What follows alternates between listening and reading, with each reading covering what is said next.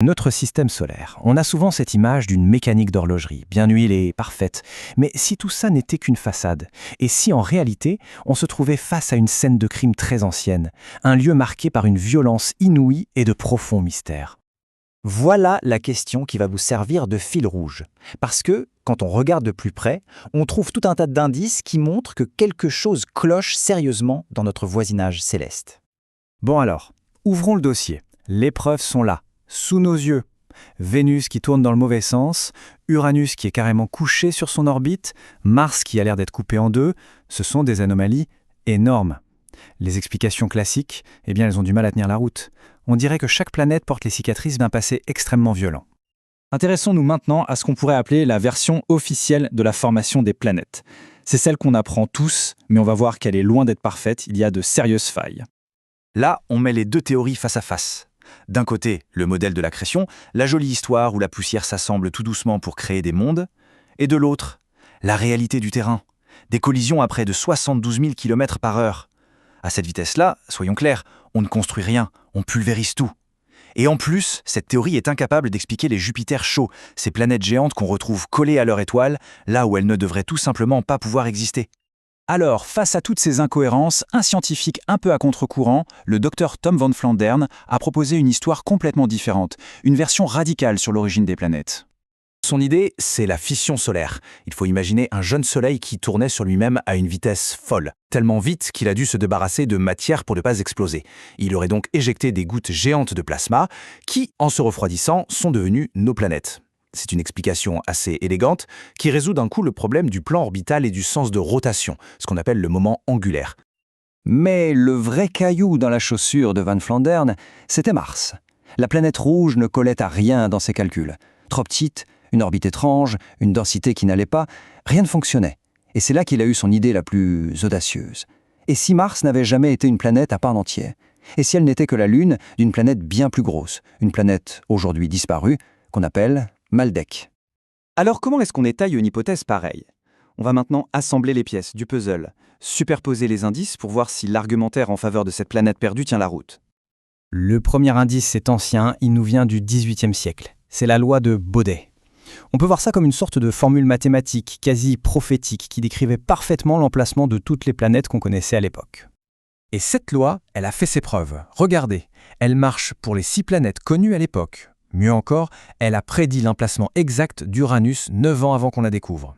Mais le plus incroyable, c'est sa prédiction la plus audacieuse, celle d'une planète manquante, quelque part entre Mars et Jupiter. C'est là que le mystère s'épaissit. La loi de Bode nous dit qu'il devrait y avoir une planète à 2,8 unités astronomiques, c'est-à-dire presque 3 fois la distance entre la Terre et le Soleil.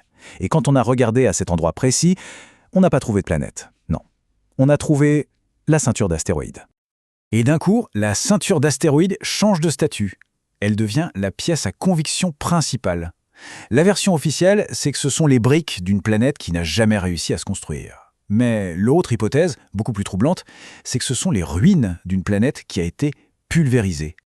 Et Van Flandern ne s'est pas arrêté là. Pour lui, même les comètes ne sont pas de simples boules de neige sales venues du fin fond de l'espace.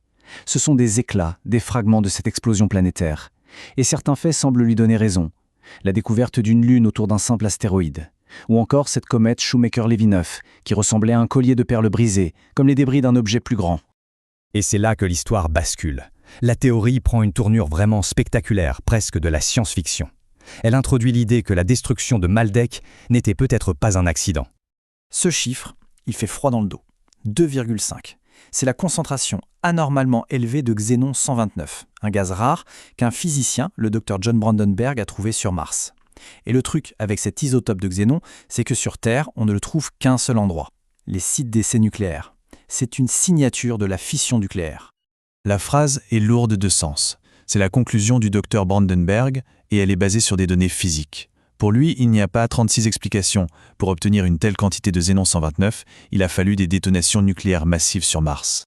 Ce qui est vraiment troublant, c'est que cette idée folle n'est pas sortie de nulle part. On la retrouve des décennies avant les données scientifiques, dans une BD de 1958, dans les rapports d'un projet militaire secret. Le scénario du SI devient tout à coup beaucoup moins farfelu. Bon, il est temps de faire une pause et de prendre un peu de recul. Ces affirmations sont énormes. Il faut donc aussi regarder les contre-arguments et admettre que ces théories restent, pour l'instant, de l'ordre de la spéculation. Il faut être honnête et regarder l'autre côté de la pièce. Les critiques ont des arguments solides. Personne n'a jamais observé une étoile éjecter des planètes. La masse totale de la ceinture d'astéroïdes est vraiment faible, même pas la masse de notre Lune. Pour le Xénon 129, une autre explication existe, les rayons cosmiques sur des milliards d'années. Et le fameux visage sur Mars, la NASA maintient qu'il s'agit d'une simple illusion d'optique, un jeu d'ombre et de lumière. Mais au final, qu'on croit ou non à cette théorie spécifique, une chose reste indéniable, et c'est ça le plus important. Notre système solaire a connu un passé d'une violence extrême. Les preuves sont partout. Elles sont gravées à la surface même des planètes. Et cette perspective est assez vertigineuse. On a 3 planètes dans la zone habitable. Une est devenue un enfer brûlant, une autre un désert glacé et irradié, et puis il y a la nôtre, la Terre, notre foyer. On est littéralement pris en sandwich entre 2 mondes morts, 2 mondes où la vie a peut-être existé un jour. On termine donc avec cette question qui est à la fois ouverte et un peu inquiétante. Elle résume tout le mystère. Elle nous laisse avec cette pensée, cette interrogation sur notre propre place dans le cosmos et sur l'incroyable fragilité de notre monde.